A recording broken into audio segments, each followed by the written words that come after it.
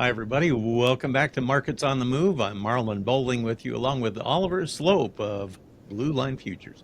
Okay, so here we are at midweek, and the markets on the grain side just didn't seem to have a whole lot of enthusiasm to them. Livestock trading may have been a different story here, but let's focus here on the grains for a little bit. We're getting close to the end of the month, Oliver. It seems like the market's getting tired. Closer to the end of the month and segue closer to football season too. So I think I'm Yeah. looking forward to that. It was kind of a ho hum day as far as news goes. So the anticipation built even more for college football, and the Huskers play on Thursday. So I'm looking forward to that. But yeah, we'll hop over to the grain charts. It's just been a lot of choppy trade this week on the back of last week's strength. Some consolidation. I think into the end of the month, you're just kind of seeing funds sitting on their hands, kind of in wait and see mode. Here we've got the December corn contract pulled up and tested and failed against that 50-day moving average earlier in the week. Now we're right back below that pivot pocket that you and I have touched on for a while, and which kind of coincides with that 20-day moving average or purple line that comes in near 406. 407. So we're kind of at an inflection point heading into the back half of the week. I would note that we do have September futures going into delivery. Potentially that is adding a little bit more pressure on grains through this week's trade. Similar to what we saw last year during this week, we saw the sell-off kind of feed on itself until September went into delivery. So hopefully we can get that behind us, turn the calendar over, and kind of find our sea legs, especially in this corn market as we look ahead to a new month. As far as new news goes, I don't know that we're really going to get anytime soon. So I think a holding pattern and just kind of a wait and see probably seems like a likely scenario at this point for corn. Kind of some uneasiness in the foreign trade sector, and it sounds like we have more tariffs that are going to be implemented against India. But there are some things that are exempt, so it's kind of a good news, bad news scenario. Yeah, the tariff headlines continue to be kind of like a light switch. It's on, it's off, it's pushed back. It's a lot of uncertainty out there, and that has been, never more true than for soybeans. Everybody's kind of waiting to see if anything's going to happen with the U.S. and China trade. I don't know that anyone's holding their breath for anything imminent, but I do think that the chance China does come to the table is greater than zero. It might not be too far away from that, but there is a chance that something gets done, and I think that has kind of kept funds on the sidelines as well, especially after the recent rally. We're just, again, in a holding pattern, a choppy trade here. All in all, I'm still halfway optimistic on the technical landscape for soybeans, but we really wanted to see some more follow-through momentum in the first half of this week's trade following last week's constructive trade. And the fact that we weren't able to do that, I guess, is a little bit of a caution flag. There hasn't been any technical damage done over the last 2 days, but no real bullish developments either. So again, I think into the back half of the week, and to wrap out the month, we're just kind of in a wait-and-see mode. We do have export sales tomorrow. I don't know that that's going to move the barometer too much, but hopefully we continue to see good demand in corn. Maybe demand in soybeans pick up. That would certainly be a breath of fresh air for the bulls. Isn't it going to be kind of a tall order, though, to get much of a rally in the corn and soybeans at this time of year? Because as we talked about on Monday, I mean, we're going to be getting harvest underway literally within a few days in the core of the Midwest. And if that's the case, wouldn't that make the basis fall apart? Yeah, the core market, I think you can make an interesting case that, especially looking at seasonality, longer term seasonal averages, we drift lower. The 5 year seasonal average, we start to bottom out here. Last year was a great point in case. We bottomed on this day, August 27th last year, and managed to rally, I think, as much as 50 or 60 cents off of those lows, despite a lot of bearish news and new corn coming into the pipeline. So I think the market has done a pretty decent job at pricing in a lot of bearish news, particularly in the corn market. And the market's now kind of responding. Maybe we got a little bit overly pessimistic, and there is some things to be, excited about in the corn market. Does that mean we're going to run away to the upside? No, but I think it's probably a point where we've found somewhat of an equilibrium, and we can, again, kind of chop around, maybe form a little bit more of a range-bound trade in this market. If we do get, harvest updates that come in below expectations, potentially that's a catalyst. For soybeans, it's still a very important time of year as far as weather goes, especially for finishing this crop out in a lot of areas in the Midwest. But once we turn the calendar over into September, seasonally not a great time to be bullish on soybeans. So I guess if you're going to buy one and sell one, I would say corn. I feel like there's probably a little bit safer of a bet that we can at least hold ground there. Soybeans, again, halfway optimistic on the technical landscape, but the seasonals and the lack of China being in the market is certainly going to be a headwind and a tall hurdle to get over this time of year. Well, looking at the wheat complex, you and I talked about it right before we came on recording this, but in Chicago wheat for December, I believe they made a new low for the week. Kansas City, I believe, may have carved out a new contract low on that December contract. And now, we're getting close to planting season. Time to sow wheat out there in the plains once you get into September. And there just isn't a whole lot of incentive to really be aggressive at putting acres in. And there's not. You and I talked about wheat earlier in the week. I think we talked about it last week briefly too. From the technical side of things, seasonally, we can try to carve out a little bit of a low in light corn. That's more on the shorter term averages, price averages. Longer term averages still show prices drifting lower. Shorter term looks friendly. We got out kind of above that 20-day moving average a few times over the last several sessions in that Chicago December contract, and it looked like the wheat market was finally going to be able to maybe do something, even if it was just a 10 or 15 cent rally. And then today was just kind of a clear-cut rejection. We closed at the lower end of the range from really the last week or so, but we're still defending support 520 to 525 in that December contract. As you can see on this chart here, that's been the lower bound really for much of the month. From a risk reward standpoint, I think that's an opportunity. You know where you're wrong, a break and close below that, and just rip the Band-Aid off and move on to the next trade setup.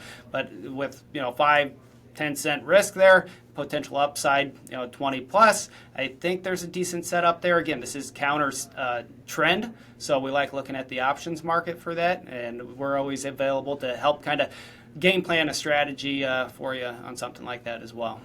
That's a good point. I have heard that the spring wheat has been kind of a pleasant surprise for yields when you go further north this year.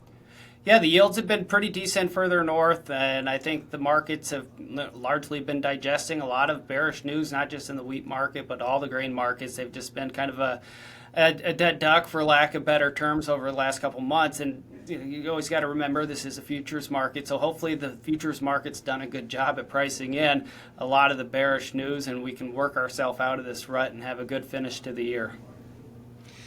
Well, when you look at livestock trade, I see a lot of green on the screen once again. Cattle pulled out a higher close. Looks like they were kind of chopping around on both sides of unchanged there at times. What do you make of that market action now? It's just a resilient market. We had a swift move higher early morning, really out of the gate. We had like two reaccelerations. We opened higher, ran higher, paused, and then reaccelerated to the upside. And I was texting with some clients. It almost felt like a little blow-off toppy. It wasn't a blow-off top, but you got the feeling that somebody was getting squeezed out of the market and forced to buy back short positions. And I think that kind of fed on itself. And then we closed off those highs. If you just looked at the closing prices, you probably looked and saw, hey, feeders live, pretty ho-hum day, only up 50, 60 cents, whatever it was. But there was a lot of volatility. These ranges continue to be very, very wide. We're looking at about an average true range of $4 for live cattle and close to $6 for feeder cattle. So that's a lot of money exchanging hands. I wrote in this morning's commentary that we send out, there's just a ton of risk on both sides of the market, not just if you're long, but if you're short too. There's a ton of risk out there, and I wouldn't be surprised to see that volatility continue to ramp up here in the coming weeks. At some point, we'll probably see a healthy correction. I mean, heck, just last week we saw a $17 rally in feeder cattle, and we tacked onto that here this week as well. So a correction is not out of the question, and I would imagine, from 365, there's a good chance it would be a healthy correction. Even down to 350, you're still in an uptrend. So you got to be aware of the potential risks of those healthy corrections, and just be cognizant of that and protect your downside. So how do you handle that? I mean, do you just keep rolling up stops? Do you keep like liquidating your puts and rolling them higher and higher and just keep putting money in the register? How do you do that? It varies person to person. We've been in the camp for the last several months that especially if you're looking at this as a hedge, the futures are probably a little bit too much risk with the notional value of the contract that we're looking at. It's about twice the size of what we're historically used to. That's a lot of money flying around every day, and this is a clear bull market. So we've been kind of trying to stay away from advising people to use futures as hedges. We like looking at the options. Sure, if you buy a put and the market goes higher, you're going to lose money. But if you've done that, you're probably also thankful that you weren't short futures as well. So it kind of depends on the individual and what their risk parameters are. But again, with these ranges, with the notional value of the contract size, I think options are really the best way to give yourself some sort of exposure, whether that be as a hedger or a speculator, because I think that just the ability to sit through a move even for a couple of days is worth the price of some of those options premiums, where if you're trading futures, you're probably squirming every 10-15 minutes watching this thing fly around. On the other hand, the lean hog trade has been a spectator for a long time, just watching all the antics over in the cattle, and now this whole week it blew out to the upside from that wedge formation that it had developed on the chart, and it took out the resistance on the top side, and now it looks pretty impressive. It does, and you and I touched on that Monday. We were coiling up, and we were testing the 50-day moving average. We broke out above it yesterday, saw some follow through in today's trade, and seasonally, it's a changing of the seasons, not just outside, but in some of these markets as well. Lean hogs specifically in this case, where we're coming out of a bearish time of year, kind of transitioning into a more friendly time of year, coupled with the technical move that we saw really building over the last couple weeks, has led to a breakout move, and now we're potentially talking about a move up towards contract highs. So I like lean hogs here as we turn the calendar over. I think there's probably a little bit more upside potential. The funds are pretty aggressively long. I think that would be one thing that would keep me a little bit shy of getting overly optimistic. I think they're long about 105,000 futures and options contracts, which isn't a record, but it is still lofty. But technical landscape looks really good. Seasonal setup looks pretty good as well. All right. Anything on the outside markets there that caught your attention? I know everybody was kind of waiting on NVIDIA numbers to come out later on. NVIDIA earnings are going to be out after the bell. That's what everyone's waiting for, especially if you're an indice trader, particularly the NASDAQ. I was asking our head of research earlier today what NVIDIA's done the last couple quarters, and I want to say he said the last 3 quarters they traded lower following earnings. So I think expectations are probably set pretty high for some of these big tech companies, NVIDIA in particular. It'd be interesting to see if they can meet those expectations or if they fall flat a little bit. The other markets kind of catching our eyes. That U.S. dollar saw a little bit of strength in the overnight trade, but kind of came back, settled back a little bit lower into the afternoon, which was a tailwind to gold and silver through today's trade. As you can see here, this is the gold chart. We were kind of trading a little bit softer this morning, now back near the highs of the session. And the same for silver. We rejected lower prices, back near the upper end of the range. So I think both of those metal charts still look pretty constructive. Hopefully we can see a nice end to the month in those and put ourselves in a good situation to start next year. And then the other thing that was brought to my attention was this coffee market. And the coffee market has had a big move higher here recently. There was a frost down in, I think, southeast Brazil earlier in the month. But I think longer term, one of the interesting things is Chinese appetite for coffee. Apparently that is a growing trend. So potentially not just a blip on the radar here, this nice move higher in coffee, potentially that's a longer term thing to keep your eye on. Another thing, apparently the Farm Progress Show is underway. It's that time of year. Gosh, we're just bordering getting harvest rolling here, and the shows are now underway. It's going to be very, very busy out there, and I want to encourage everybody to stay safe on the road too. Yeah, absolutely busy time of year. A lot of shows going on. We've got the personal side of things. We've got a show going on this month too. Baby number 2 is set to arrive here in less than a month. So football season and baby, cool weather, barbecue. Can't get any better than that.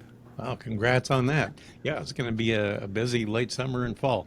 Oliver, good to visit with you. And once again, just remind everybody what they can get when they go to Blue Line Futures. What kind of info? We've got a lot of great daily commodity commentary. I cover the grain and livestock markets. My colleagues cover energies, precious metals, indices, etc. You name it, we've got information and content for it. And we've got a professional trade desk here, as little or as much as you need around the clock to help you either place orders, execute orders, or just talk markets. We're always around. And we've got the great desktop and mobile platforms. The desktop platform is what we're using for charts here this afternoon. That is free to clients. A great tool, whether you're new or have been trading for quite some time, very user-friendly. All right. Thanks a bunch. Appreciate it. Oliver Sloup of Blue Line Futures with us. And we'll let you go for now, but we'll see you one more time before the end of the month. Stay tuned. We'll be back on Friday.